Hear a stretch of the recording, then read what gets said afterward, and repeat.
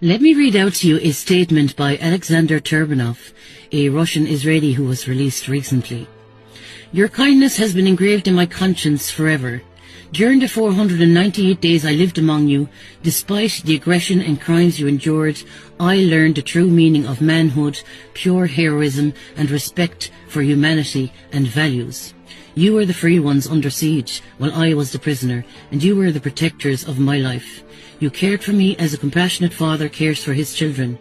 You preserved my health, dignity, and grace, and even though I was in the hands of men fighting for their land and stolen rights, and despite the fact that my country's government was committing the most heinous genocide against the besieged people, you never allowed hunger or humiliation to touch me.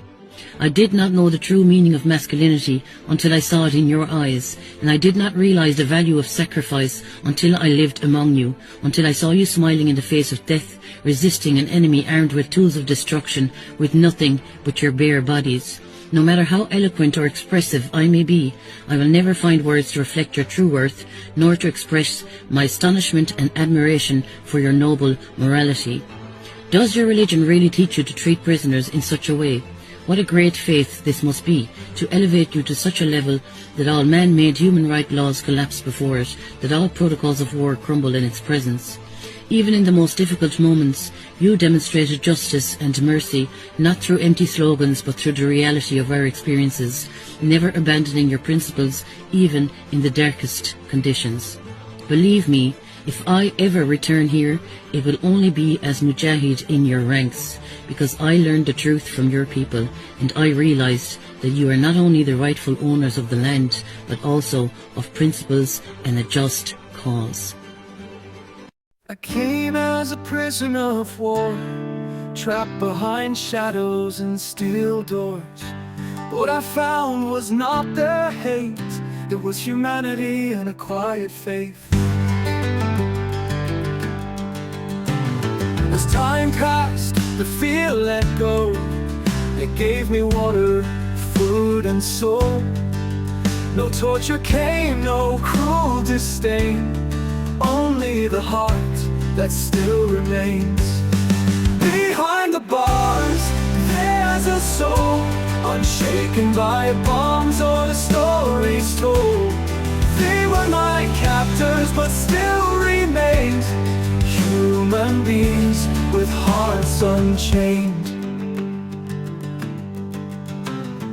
I thought I'd die in that place, but found instead a deeper grace. Bravery not born from revenge, but for a land, for a child, for faith to defend.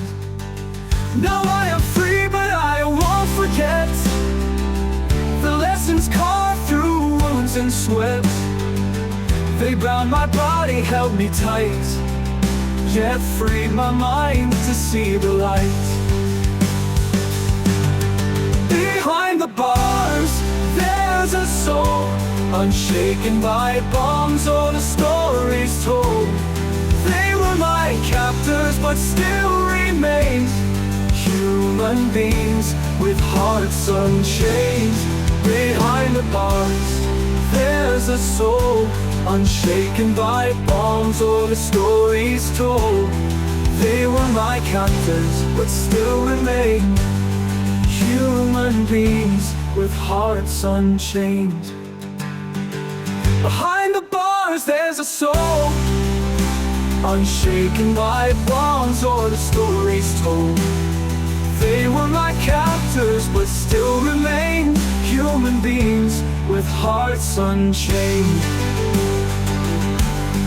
Now I am free, but I won't forget, but found instead a deeper grace. Bravery not born from, but still remain human beings with hearts unchained. Now I am free, but I won't forget. Now I am free, but I won't forget the lessons carved through wounds and sweat. They bound my body, held me tight, yet freed my mind to see the light, to see the light, to see the light. Now I am free, but I won't forget the lessons carved through wounds and sweat. They bound my body, held me tight, yet freed my mind to see the light.